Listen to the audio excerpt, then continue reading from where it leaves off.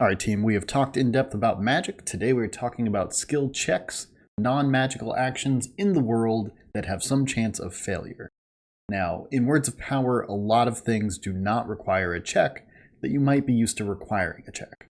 So if you are an experienced tracker, it's one of your tags, it is your literal job. You can track things under normal circumstances.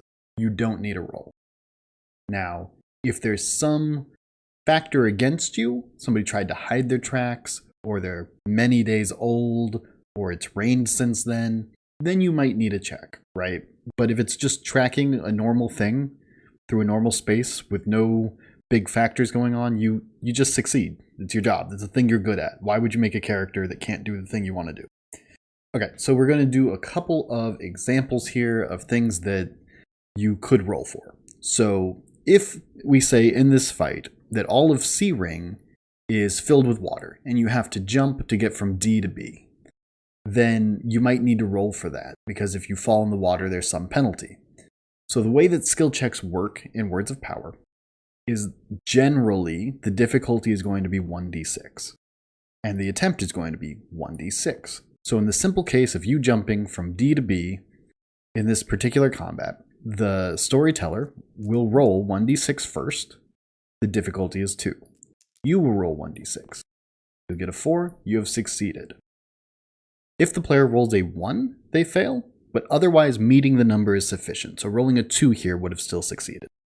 Now, when you get into harder difficulties of things, like let's say you're wearing heavy armor and you try to jump over this water, the difficulty is going to go up to 2d6. You still only have 1d6. So the most you can hope to do is beat one of these dice. And they're done individually, so you need at least a 2 and at least a 5 to beat this. You can't physically beat that because you only have one die. So even if you roll, let's say, a 6, then you only beat one of these dice. You've only partially succeeded. So this helps the storyteller figure out how you failed and how to adjudicate the results, how to move forward, so the story doesn't just bog down when you fail to do something. It gets pushed forward. So if you want to overcome this challenge, you need at least one more thing in your favor or one less thing against you. So let's say you use the word jump, which you can do. You can use drawn words, you can use inherent words, you can use tags to give you bonuses to actions you want to take. So let's say that you use jump, the word jump, and you get 2d6, and you roll 2, you would also need a 5 or a 6 to fully succeed at this challenge. So if you do, you get to draw a word. It's very exciting. Everybody loves it. But yeah, so that's the basic skill check, is however many factors are against you, we add dice for it. However many factors are for you, we add dice to it. The player should keep track of this, because the storyteller is not going to remember every single tag, every single word you have access to, every single equipment, but they will apply situational problems, right? Let's say you're trying to pick a lock in the dark. So the darkness is going to add 1d6 of difficulty. You can mitigate that by getting a lamp, and then we'll just remove that 1d6, right? So in this way, it is the conditions, tags, and words and equipment that you have that determine what you're going to end up rolling. But you have to beat each die individually, and if you do, you get to draw a word. So what I think is one of the advantages of this system is that it encourages the player to think about what are the actual factors and what's going on here. Is my armor heavy? Am I in the dark? Is this surface intentionally greased to keep me out? Did this guy take steps to remain hidden? These sorts of things reinforce the fiction in our heads. So what I really like about this system is that when you have a problem, like let's say you want to pickpocket an item from a guy without being seen, right? So that's a 1d6 difficulty. But he's in a crowd, and he's tied the item to his belt.